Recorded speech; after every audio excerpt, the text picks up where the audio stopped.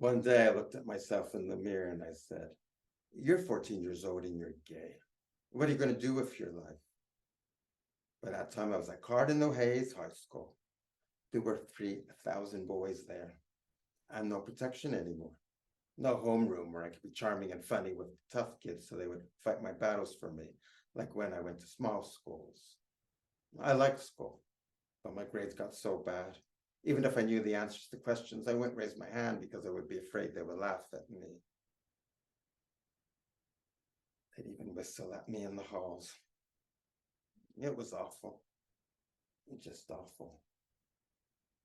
Finally, I went down to the principal's office and I said, "I'm a homosexual."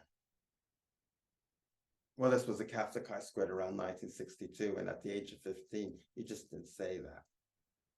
He said, "Would you like to see a psychologist?" And I did.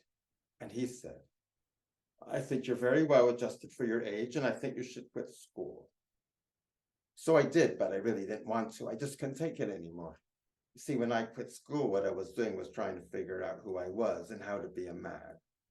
You know, there are a lot of people in this world who don't know how to be men. But since then, I found out I am one. I was looking for the wrong thing.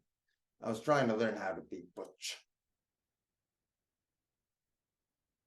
We were working at the Apollo Theater on 125th Street, doing 4 shows a day with the movie. It was real tacky.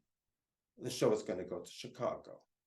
My parents wanted to say goodbye and were going to bring my luggage to the theater after the show. Well, we were doing this Oriental number, and I looked like Anime Wong. I had these 2 great big chrysanthemums on either side of my head and a huge headdress with golden balls hanging all over it. I was going on for the finale and going down the stairs, and who should I see standing by the stage door? My parents. They got there too early. I freaked out. I didn't know what to do, and I thought to myself, I know. I'll just walk quickly past them like all the others, and they'll never recognize me. So I took a deep breath and started down the stairs, and just as I passed my mother, I heard her say, "Oh my God.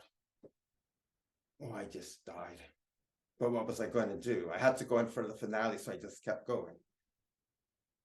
And after the show finished, I went back to my dressing room, and after I finished dressing and taking my makeup off, I went back downstairs, and there they were in the middle of all these. And all they could say to me was, "Please write, make sure you eat, and take care of yourself." And just before my parents left, my father, he turned to the producer and he said, "Take care of my son." That was the first time he ever called me that.